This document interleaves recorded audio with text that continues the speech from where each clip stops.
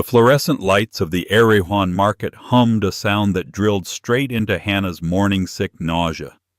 She was just trying to buy ginger ale and saltines when a voice smooth and mocking cut through the aisle. "Well, well, Hannah, divorce really hasn't been kind to you." She froze her hand, hovering over the crackers. It was Jack, her ex-husband, looking immaculate in a tailored suit, a tall blonde dripping off his arm. His eyes raked over her, her messy bun, her old sweatshirt, and her slightly rounded stomach. "Wow!" He sneered, a cruel smirk playing on his lips. "You've really let yourself go. Piling on the pounds, aren't we?" Hannah's breath hitched, a hot wave of shame and anger washing over her. The woman beside Jack, whose name she vaguely recalled as Tanya, let out a high-pitched, delicate snicker, like the tinkling of broken glass. "Jack, don't be mean," Tanya said, though her eyes were anything but kind. She adjusted the strap of her Gucci handbag, her gaze dismissive. "I'm not being mean. I'm being honest," Jack said, puffing out his chest. He was a man who feasted on the insecurities of others, and Hannah had been his primary source of sustenance for 8 long years. "I guess I got out at the right time. Can't have my wife looking, well, like that." He was fishing. He wanted a reaction. He wanted her to cry, to yell, to crumble, just as she always had. In the past, his words would have flayed her. She would have apologized inexplicably for her own existence. But today was different. Inside her, protected by the very pounds he was mocking, was a secret.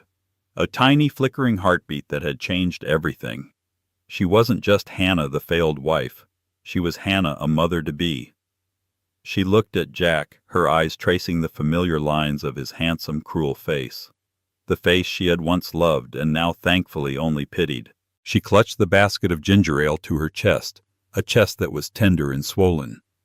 "I'm sorry you feel the need to say that, Jack," she said, her voice surprisingly steady, though her knees were trembling. "Oh, a little sensitive, are we?" he pressed, stepping closer, invading her space. He smelled of expensive cologne and the same arrogance he always had. "Just a little friendly advice from your ex. Maybe lay off the carbs. You don't want to be alone and sloppy, do you?" Hannah's hand instinctively moved to her stomach. It was a barely there swell, visible only to her or to someone looking to find fault. Jack's eyes followed the movement, and a flicker of something new, confusion, then suspicion, crossed his face. But he dismissed it, mistaking her protective gesture for one of shame. "Anyway," he said, turning to Tanya, "we'll be late for our reservation at Nobu. Good seeing you, Hannah. Try to pull yourself together." He and Tanya swept past, leaving Hannah standing alone in the aisle, their laughter echoing. The humiliation was a physical thing, a heavy cloak settling on her shoulders. She wanted to slide to the floor. Instead, she took a deep, shaky breath, the scent of organic kale and stale air filling her lungs. She paid for her items, her hands shaking as she fumbled with her debit card. The cashier, a young man with kind eyes, gave her a sympathetic glance. "Rough day." "You have no idea," Hannah whispered. She drove home to her small one-bedroom apartment in a modest part of Culver City. It was a far cry from the glass-walled Marina del Rey condo she had shared with Jack. Jack, a moderately successful and deeply indebted financial advisor, had lived and breathed appearances. Their marriage had been a curated Instagram feed, parties, yachts, and designer clothes, all underpinned by Jack's relentless criticism of her. He'd joked about her weight when she was a size 6. He'd suggested she get Botox at 30. He'd managed their finances, which he later learned meant running up massive joint debts while keeping his own bonuses in a private account. The divorce had been brutal. He'd fought her on every single thing, dragging it out until she was so emotionally and financially depleted that she agreed to walk away with almost nothing, just her freedom. She'd spent the last 6 months rebuilding. She'd gotten a job at a small independent bakery, a passion she'd shelved for Jack. She was kneading dough at 4 a.m., her hands covered in flour, and for the first time in years she felt a flicker of peace. And then 2 months ago she had met Dominic. She unlocked her apartment door, the confrontation in the store replaying in her mind. Fat, sloppy, Let yourself go. The old voices of doubt. Jack's voices swirled in her head. She sank onto her lumpy sofa, the tears finally coming hot and angry. Her phone buzzed on the coffee table. She picked it up. A simple text message. Landed. On my way. D. A fresh wave of tears came, but this time they were of relief. She wiped her eyes, took a long drink of her ginger ale, and went to the bathroom to wash the humiliation off her face. Jack didn't get to ruin this. He didn't get to touch this one perfect secret thing. She was pregnant. And the father was not just a man, but the man who had shown her what kindness actually was. Hannah and Dominic Winters had met in the most unremarkable way. Hannah's bakery had been hired to cater a small private fundraiser for an environmental nonprofit. It was not a lavish gala, but a quiet, serious gathering of donors at a private home in Pacific Palisades. Hannah was in the kitchen arranging pastries, her hair falling out of its clip, a smudge of flour on her cheek. A man had walked in, startling her. He wasn't in a tuxedo like the other guests. He wore a simple dark gray Henley and jeans. He looked more like a technician than a donor. "I'm sorry," he'd said, his voice quiet. "I was just looking for the coffee." "Oh, it's right here," Hannah said, gesturing to the urn. "Help yourself." He smiled a tired but genuine smile. "These look amazing," he said, pointing to her lemon thyme tarts. "Thank you, I made them." "You did?" He picked one up and bit into it. His eyes closed for a moment. This is incredible. The balance is perfect." They'd talked for 20 minutes hidden away in the kitchen while the buzz of the party continued outside. He didn't ask what she did in the grand Los Angeles sense. He asked what she liked about baking. She told him about the science, the precision, the way yeast felt alive. He listened, really listened. He told her his name was Dominic and that he was in tech. It was only when the host of the party, a well-known philanthropist, burst in. "Dominic, there you are. We're ready to hear from you," that Hannah realized. This was Dominic Winters, the reclusive founder and CEO of Aura Dynamic, a company that was single-handedly revolutionizing green energy storage. He was a man rumored to be worth north of $50 billion, a ghost who never gave interviews and whose photo was almost impossible to find online. He had given her a small apologetic smile and left to give his speech. She'd assumed that was that. An hour later, as she was packing up, he found her by her van. "Hannah," he said, using her name, "I apologize for running off." You're Dominic Winters," she stammered. "I am. And I'm also just Dominic." He held out his phone. "I meant what I said. Those tarts were perfect, and I haven't had a real conversation in a long time. Would you be willing to have another one over dinner, maybe?" Their relationship had been a slow burn. He was cautious, guarded by years of people wanting something from him. She was shattered, healing from years of Jack's emotional abuse. They met in secret. He'd come to her tiny apartment and they'd cook pasta. They'd take long walks on the beach late at night when no one was around. He was the antithesis of Jack. Where Jack was loud, Dominic was quiet. Where Jack demanded, Dominic asked.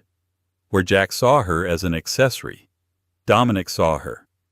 He loved her mind, her resilience, her passion for her simple flour-dusted craft. Then 6 weeks ago, the shock. The 2 pink lines on a pregnancy test she'd taken in the bathroom of her bakery. She had been terrified. It was too soon. It was complicated. She was a divorced baker. He was Dominic Winters. She'd told him that night, her voice shaking. "I'm pregnant." He had been silent for a full minute, his expression unreadable. Hannah's stomach had plummeted. This was it. This was where the fairy tale ended. Then he had knelt in front of her, placed a hand gently on her flat stomach, and looked up at her, his eyes shining with a profound, startling emotion. "Ours?" he'd asked. She nodded, tears streaming. "Good." He breathed, a slow smile spreading across his face. That's good. That's everything. Now 20 minutes after her humiliating run-in with Jack, she heard a key in the lock. Dominic had his own key, a symbol of trust that still humbled her. He stepped in, and the small apartment instantly felt safer. Dominic was not a physically imposing man, but he had an aura of solid, centered gravity. He was back from a 3-day trip to Singapore. He dropped his bag, his eyes finding hers instantly. He read her face in a second. "What's wrong?" he asked, crossing the room, his brow furrowed in concern. She tried to brush it off. "Nothing. Just tired. How was the trip?" "Hannah." He cupped her face, his thumbs gently wiping away the traces of her earlier tears. "Don't nothing me. What happened?" The story spilled out. The market, Jack, Tanya, the words, fat, sloppy, let yourself go. Dominic's jaw tightened. A coldness she had never seen before entered his eyes. It was a still, quiet anger that was far more terrifying than Jack's loud bluster. "He said that to you." It wasn't a question. "Dom, it's fine. He's an idiot. I'm just hormonal." "No." His voice was firm. "It is not fine. It's cruel. And he's not just an idiot. He's a liability." "What does that mean?" she asked, worried. "It means—" He sighed, pulling her into a hug, his arms wrapping protectively around her, one hand splayed possessively over her lower abdomen. "It means he doesn't get to hurt you. Not ever again. I was already having my team look into him just to make sure the divorce was truly final, no loose ends." "Your team, Mr. Kincaid," he said, naming his head of security, a discreet and terrifyingly efficient man. "I wanted to be sure he couldn't trouble you, but I think it's time we expedited that." "No, Dom, please," she said, pulling back. "I don't want you to do anything. It'll just make it worse. He's nobody. He's just Jack. He's the man who humiliated the mother of my child." Dominic said, his voice low and absolute. "That makes him my problem. Now, let's get you off your feet. Have you eaten?" He steered her to the sofa, took the ginger ale from her hand, and went to the kitchen. He didn't rant or rave. He simply began making her tea, his movements precise. But Hannah could see the tension in his shoulders. Jack, in his petty, arrogant cruelty, had just made a very powerful enemy. He just had no idea. Jackery Mason felt fantastic. Bumping into Hannah had been the highlight of his week. She had looked exactly as he'd expected a woman to look without his guidance, a complete and utter mess. It validated every decision he'd made. Leaving her had been like dumping dead weight. Tanya, in contrast, was an asset. She was a model, or at least she'd told him she was, and she looked expensive, which was all that mattered. But Jack's life was not as glossy as his Patek Philippe watch, a high-quality replica, suggested. His job at the mid-level wealth management firm Peterson & Cole was on shaky ground. He hadn't landed a whale in over a year. His clients were dwindling. His commissions were drying up, and his boss, Mr. Peterson, was starting to make pointed remarks in meetings. The condo in the marina was a lease he couldn't really afford. The payments on his BMW were late. Tanya's appetite for designer labels was proving costly. He needed a win, a big one. He was at his desk nursing a post-Nobu hangover when he overheard two senior partners talking by the coffee machine. "Getting a meeting is impossible. The fund is called Aura Dynamic. They're the new gods of green tech. Who's running it? It's all anonymous. The rumor is, it's Dominic Winters." Jack's ears perked up. Dominic Winters, the ghost. Landing even a small piece of the Aura Dynamic portfolio would make him a legend. It would save his career. "You two talking about Aura Dynamic?" Jack chimed in, trying to sound casual. One of the partners, a shark named Bennett, gave him a dismissive look. "Don't bother Mason. That's out of your league. They're only meeting with top-tier firms. We're pitching, but I'm leading. Peterson wouldn't let you within a mile of that account. Jack's face burned. We'll see about that. He went back to his desk, his mind racing. He had to find a way in. He spent the day frantically Googling. Aura Dynamic, Dominic Winters. The search results were all the same dry press releases, stock projections. No personal information, no angle. He was about to give up when an old petty instinct kicked in. He thought of Hannah again. He'd been so pleased with her downfall. But then a nagging detail from the grocery store returned to him. The way her hand had moved to her stomach. Not shame, protection. He'd chalked it up to her getting fat. But what if on a whim he logged into an old shared cloud account? He'd set it up for her years ago and had never deleted his access. He felt a thrill of transgression. He sifted through old photos documents. Nothing. Then he saw it. A calendar sync. She'd forgotten to revoke his access. Most of it was boring. Bakery shifts, dentist, and then a recurring appointment. Dr. Howell, consultation. He Googled the name. Dr. Lena Howell, the Howell Perinatal Group, Los Angeles. Jack's blood ran cold. Perinatal. Pregnancy. His mind spun. Hannah was pregnant. That sloppy, broken woman was pregnant. He did some quick math. They'd been divorced for 6 months. She'd gotten pregnant fast. His first emotion was a bizarre spike of jealousy. Then calculation. Who was the father? Some loser baker. Some new mediocre guy. But the doctor. He clicked the link. The Howell Perinatal Group wasn't just any OB-GYN. Its offices were in a penthouse suite in Beverly Hills. It was known as the most exclusive, most expensive, most discreet practice in the city, catering to celebrities and billionaires who wanted privacy. A bakery employee couldn't afford the copay at Dr. Howell's. A new theory began to form in Jack's mind, dark and exciting. Hannah hadn't just moved on. She had landed someone rich enough to afford Dr. Lena Howell. He leaned back in his chair, a slow, predatory grin spreading across his face. She had hidden this. She had been with this new man while they were finalizing the divorce. He could argue she had hidden assets. He could contest the settlement. He could demand something. He pictured Hannah, her pale, tired face. She was weak. She'd always been weak. And now she had a secret she was clearly paying a lot of money to protect. This was leverage. He didn't know who the man was, but he didn't need to. All he needed to do was threaten to expose her. The kind of man who used a doctor that private would hate a scandal. He would pay. He would pay a lot to make the annoying ex-husband of his new girlfriend go away. Jack picked up his phone. He didn't have Hannah's new number, but he knew where she worked. He'd find her. This was so much better than landing a new client. This was a windfall. Hannah was leaving the bakery after a long shift. It was almost 8 p.m. and the alley behind the small shop was dark. She was exhausted, the pregnancy draining her energy far more than she'd anticipated. She was just fumbling for her car keys when a figure stepped out from the shadows of the dumpster.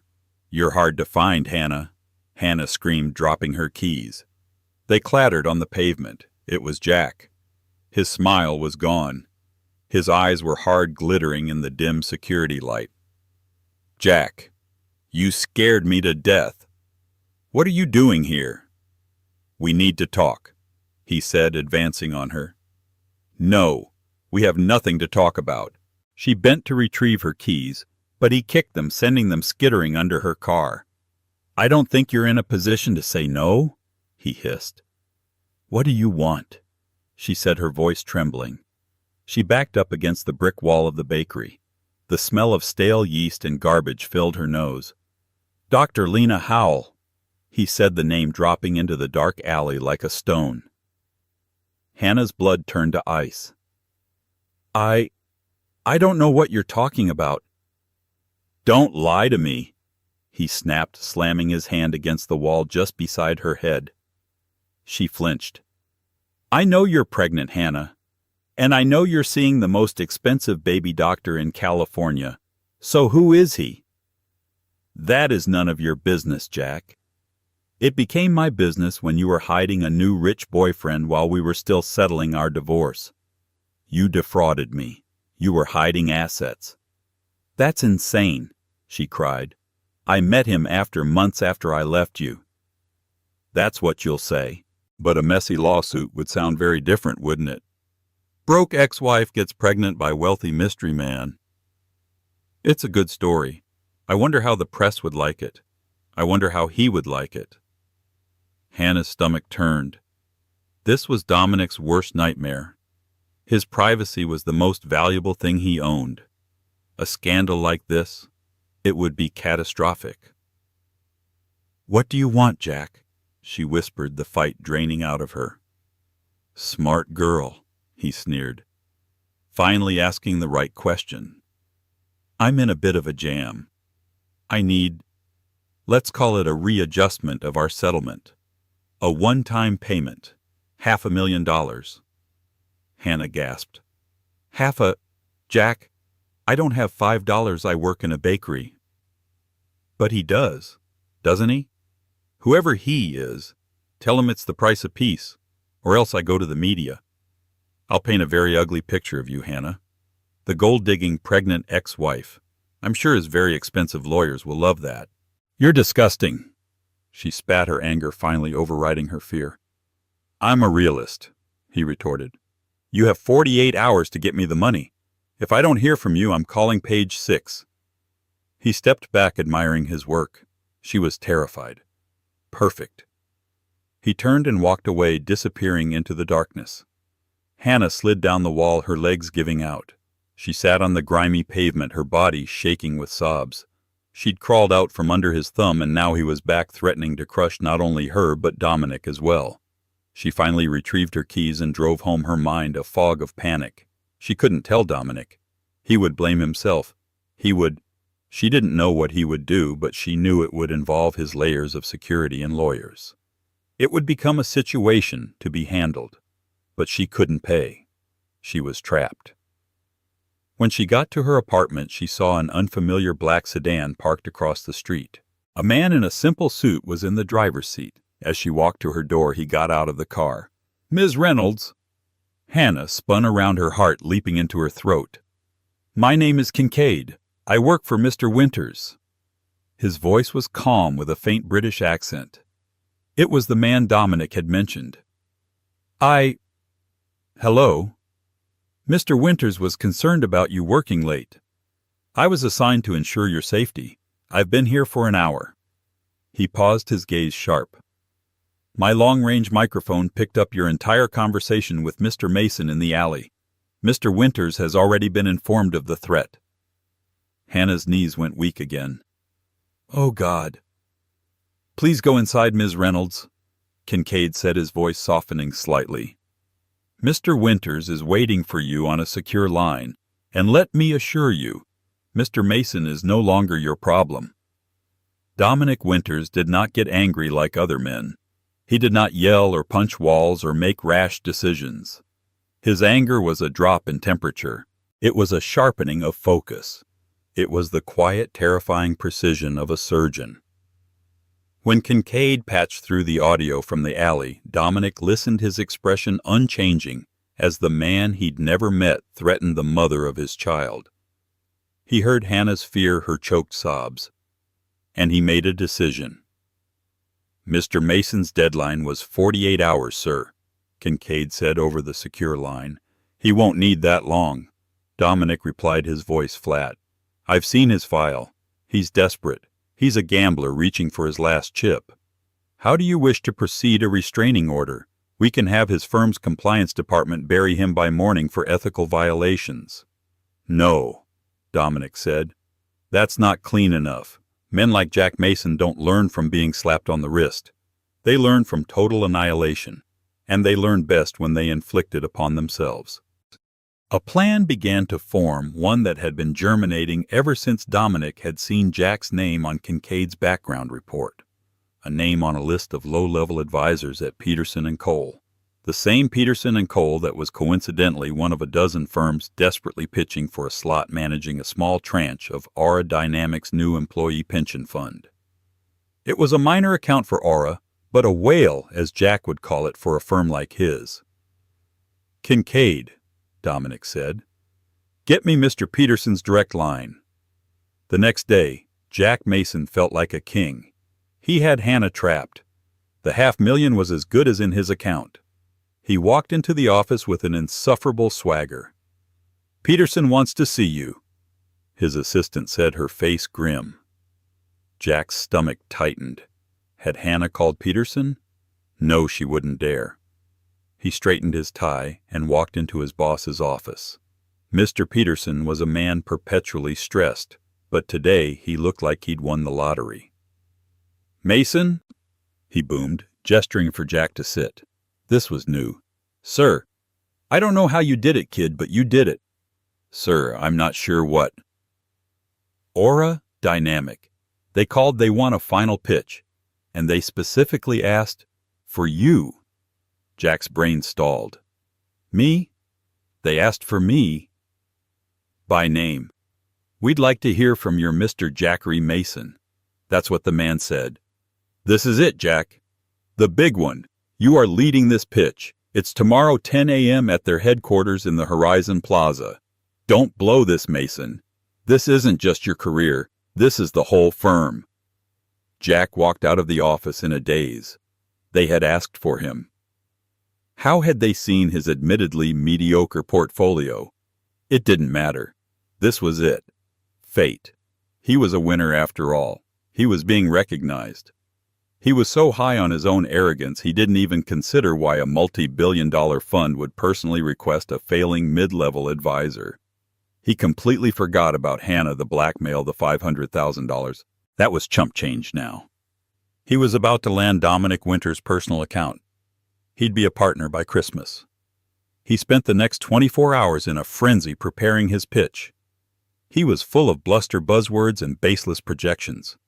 He was going to charm the pants off this reclusive billionaire. Meanwhile, in a quiet home in the Palisades, Hannah was nervous. "Dom, what did you do?" He just stopped. "Kincaid said he hasn't tried to contact me."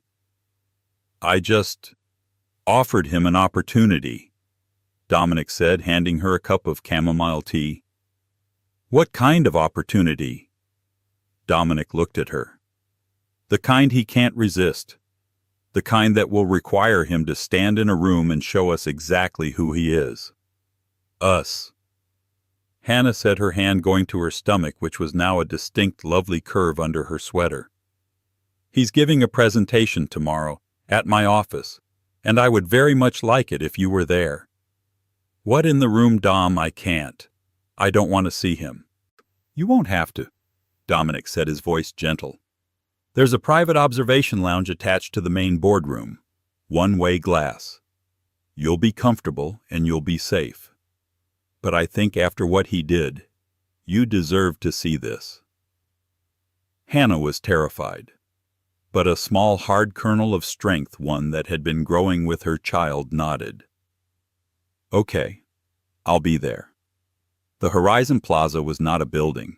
It was a statement of dominance. It was a spear of dark glass and recycled steel that pierced the Los Angeles sky so tall that the air at its peak seemed thinner, cleaner.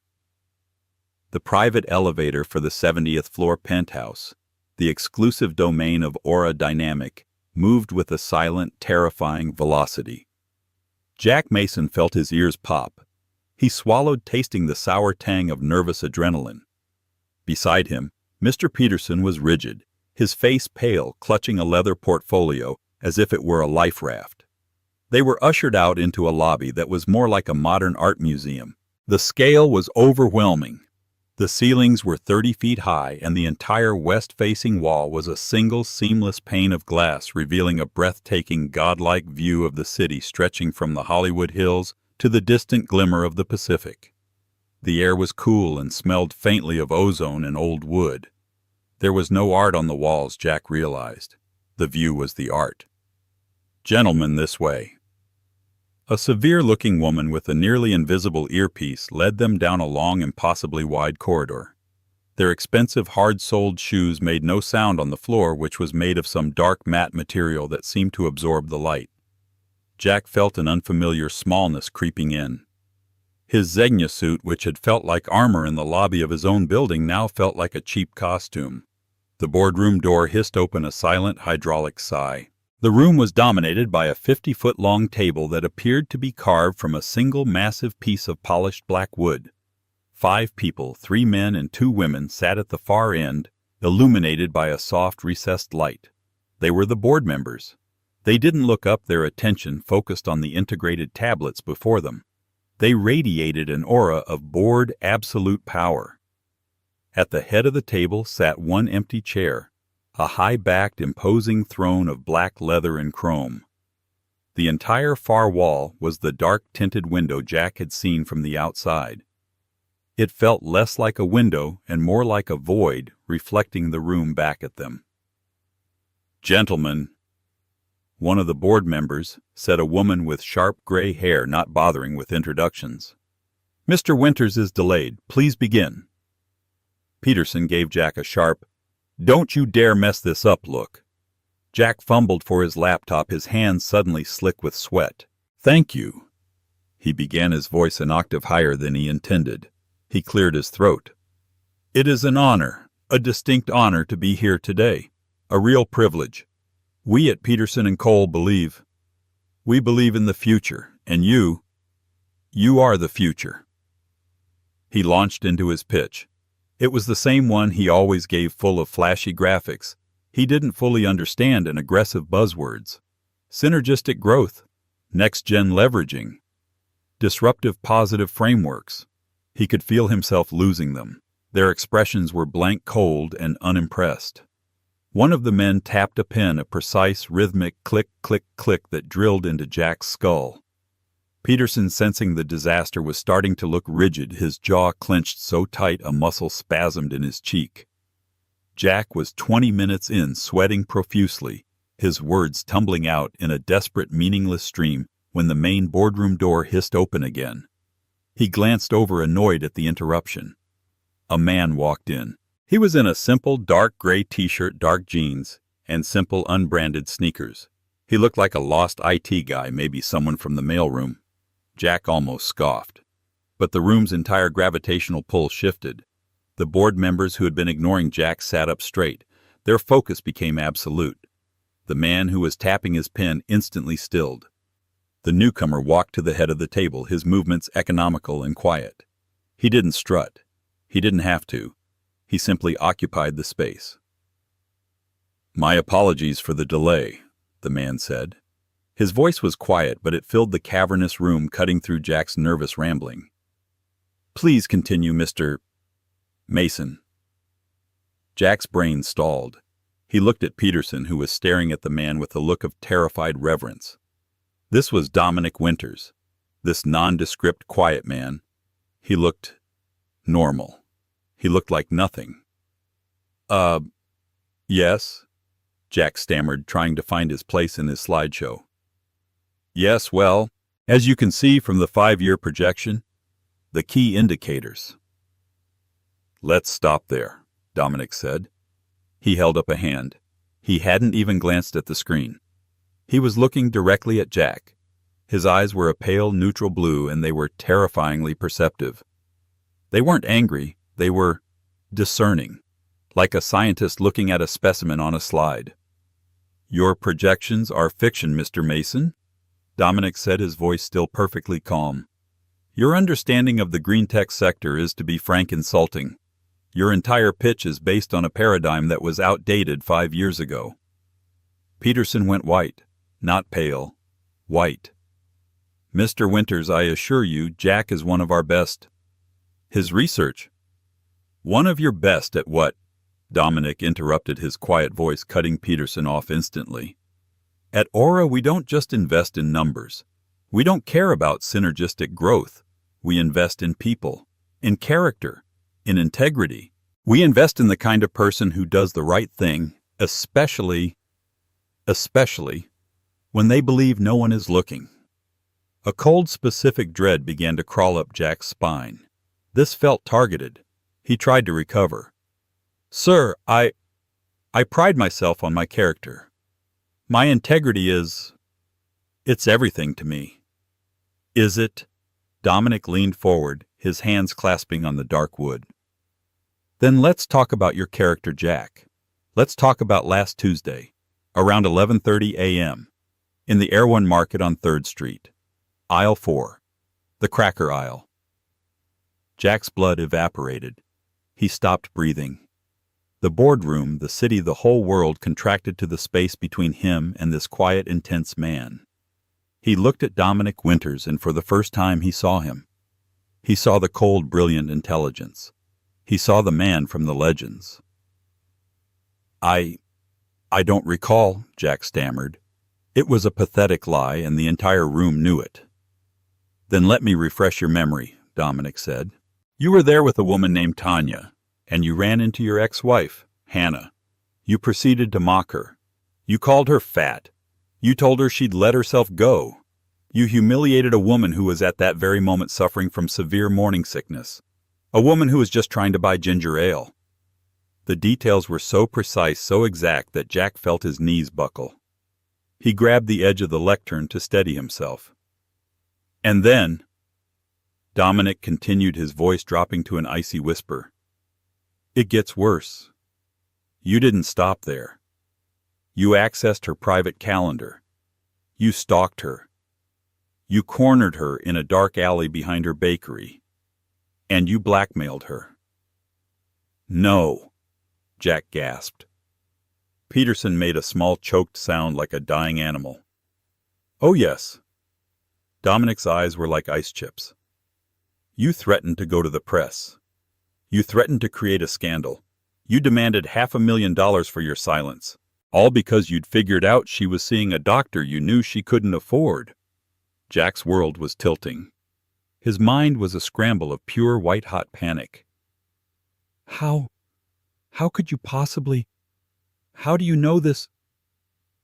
He was pleading, though he didn't know for what. "You're wondering how I know," Dominic said.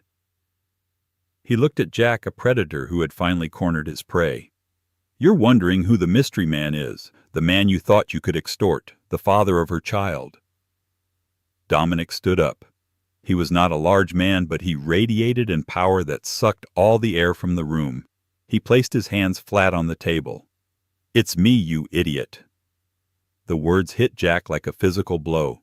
He stumbled back, his legs giving out, and he collapsed into one of the empty chairs. I am the man she defrauded you with months after she had the good sense and strength to leave you. I am the man whose child she is carrying, the child you threatened." Jack was hyperventilating, his vision tunneling. He looked around frantically as if he could find an escape. Hannah, I'm sorry, I didn't know. It was a mistake. A joke. Please." He was looking around the room as if she might be hiding under the table. "She can't hear you," Dominic said coldly. "But she can see you." Dominic gestured to the vast dark window that had been looming over them. There was a soft click.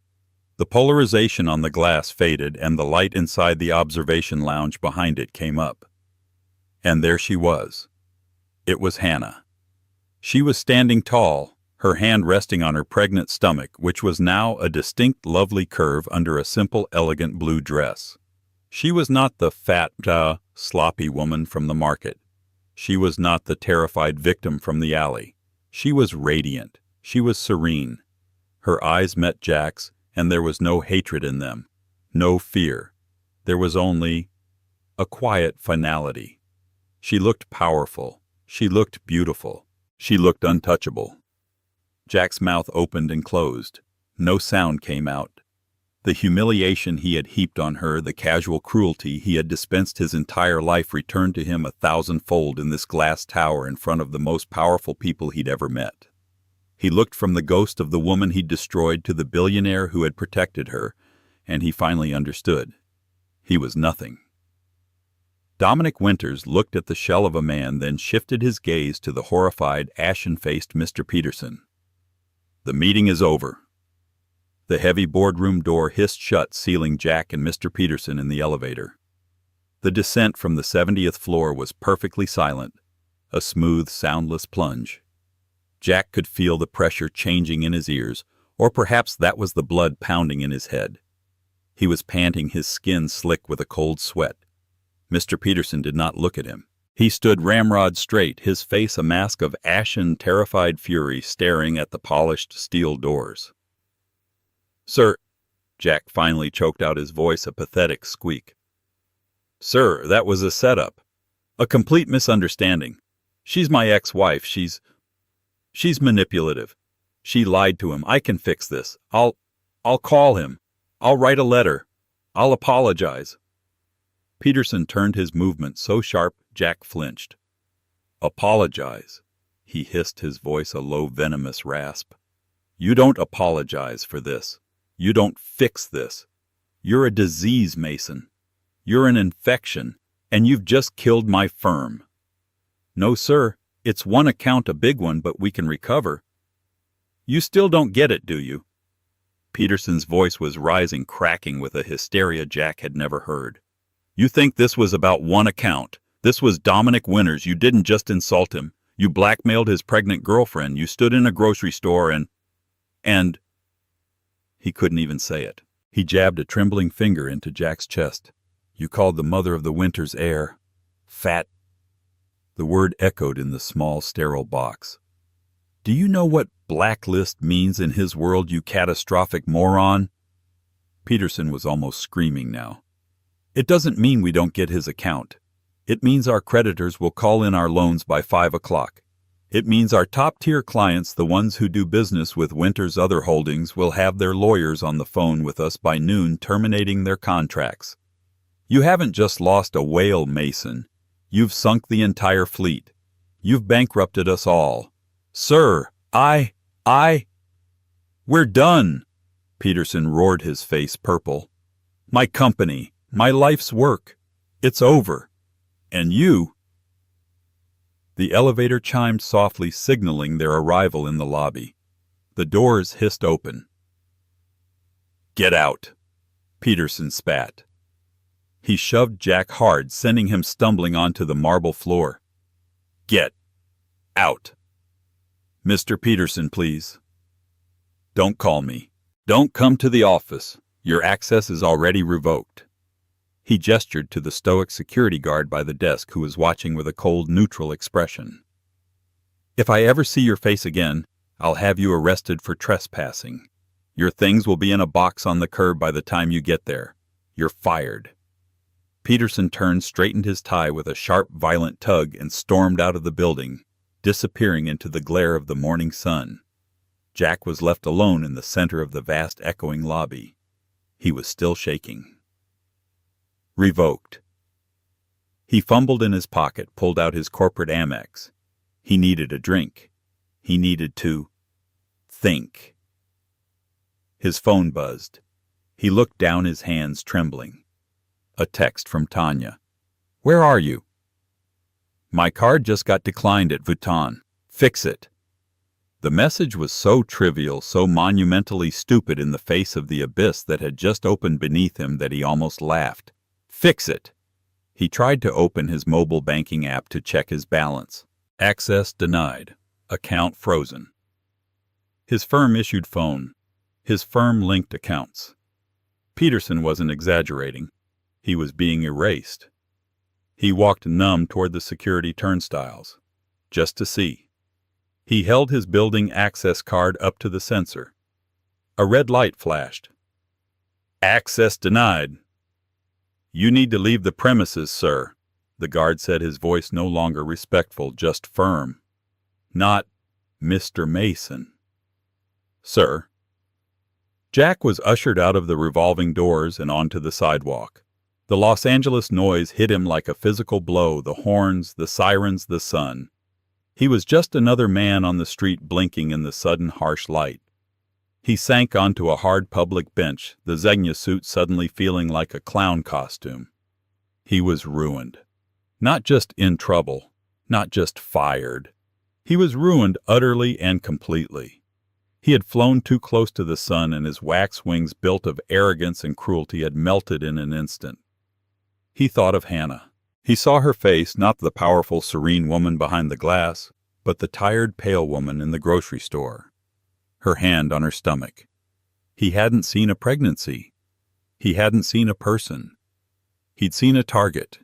He'd seen a weakness. He'd seen a payday. He thought back even further to the woman he'd met in college. The one who had supported him, who had believed in him, the one whose gentle, steady light he had spent 8 long years trying to extinguish, resentful that it wasn't a spotlight on him. And in this moment of total blinding eclipse, he finally devastatingly understood what he had lost. He hadn't just lost a fortune. He'd thrown away a treasure, and he'd done it for free simply out of spite. He was bankrupt in every single way a man could be. 6 months later. The air was different here. It didn't smell of diesel and hot pavement. It smelled of salt and jasmine. The only sound was the rhythmic crash of the Pacific Ocean on the private beach below. Hannah was resting in a cushioned chaise lounge on a wide, sun-drenched deck. This was not a glass tower. It was a home nestled into the cliffs of a private gated community in Malibu. It was made of warm teak and natural stone, a place Dominic had designed to be sustainable, peaceful, and almost invisible to the world.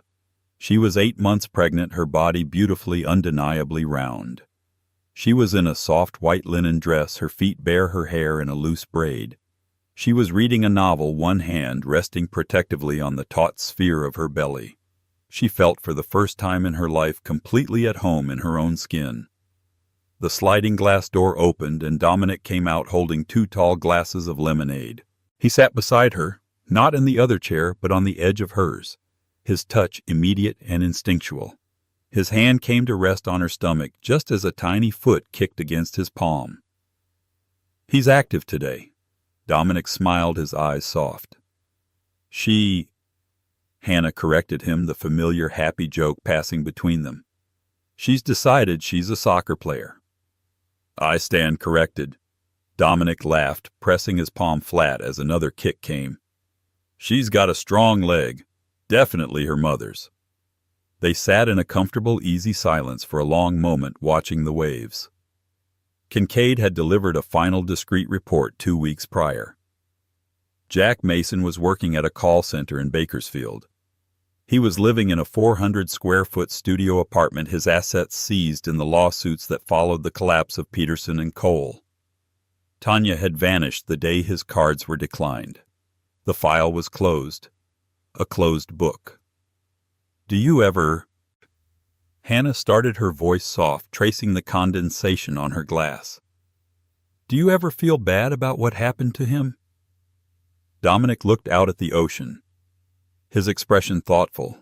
He was not a vindictive man. "I don't feel good about it, Han," he said finally. "I don't take joy in anyone's destruction, but I don't feel bad.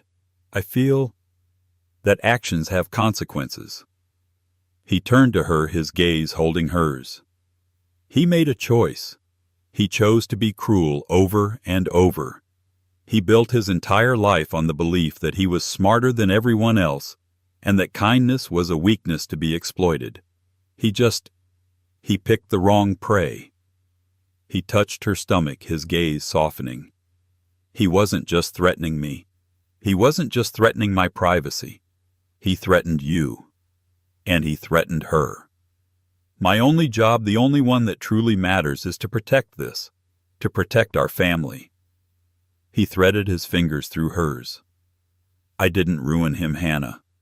He ruined himself. I just built the stage and turned on the lights so everyone could finally see him for who he really was." Hannah leaned her head on his shoulder. The old voices, Jack's voices, the ones that had lived in her head for a decade, telling her she wasn't thin enough, smart enough, or enough in any way, were finally silent. They hadn't been replaced by Dominic's voice. They had been replaced by her own.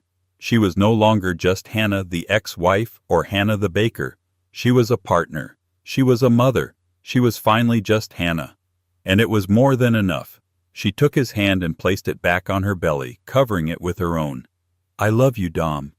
I love you," he whispered back, kissing the top of her head. He leaned down, his voice a soft murmur against her skin.